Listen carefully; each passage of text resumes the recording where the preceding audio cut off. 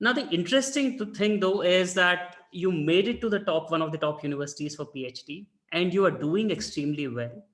And then you go on to say that you didn't feel really happy about it and you decided to kind of come back and restart again, right?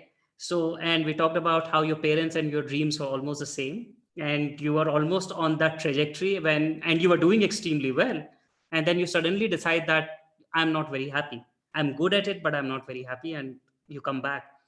What did it even mean for parents? How did you even explain to them, right? And even for someone like me, what does it even mean, honestly, that I'm good, but I was not happy?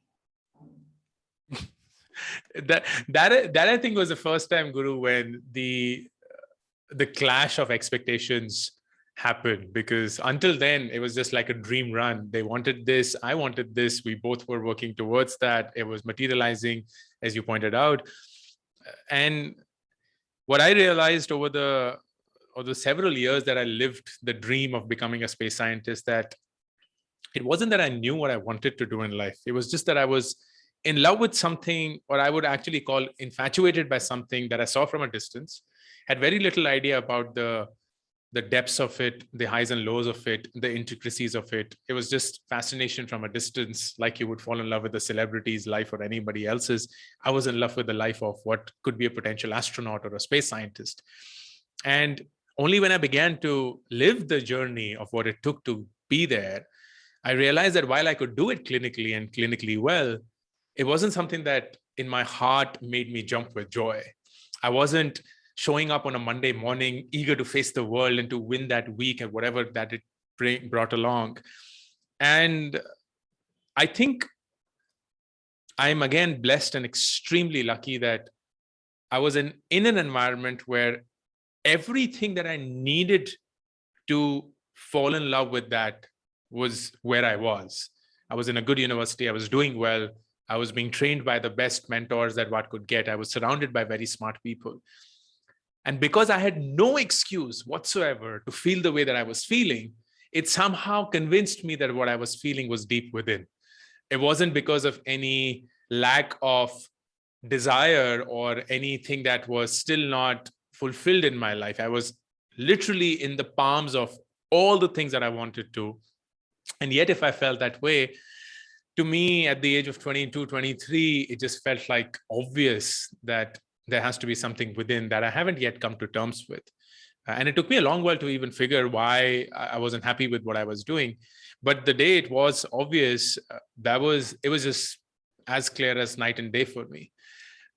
The conversation with parents was very different because they hadn't gone through those motions, right? So, which I had. So they were like, "Bete ko bhej diya hai, ab scientist ban ke aayega," because that was the only logical next step. And they didn't even imagine that something like this would happen.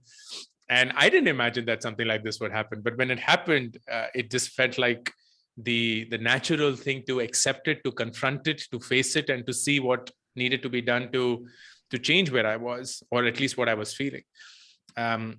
I remember for the longest time, my parents were dejected, absolutely disappointed. Yeah. And the biggest thing to handle at that point of time was not so much my conviction of what I was doing and whether it was right or wrong, because frankly, I didn't know whether I was taking the right decision. We always get to know of it only once we take it. But I was very clear that I wanted to take that decision. And the only thing that the hardest one to deal with was just how my parents, as lovely as they are and as welcoming as they were of the decision, were in their internal minds just shattered. Yeah. Because they're like, shit, this is what we had signed up for. This is what we thought would happen. And now it's that same grind all over again.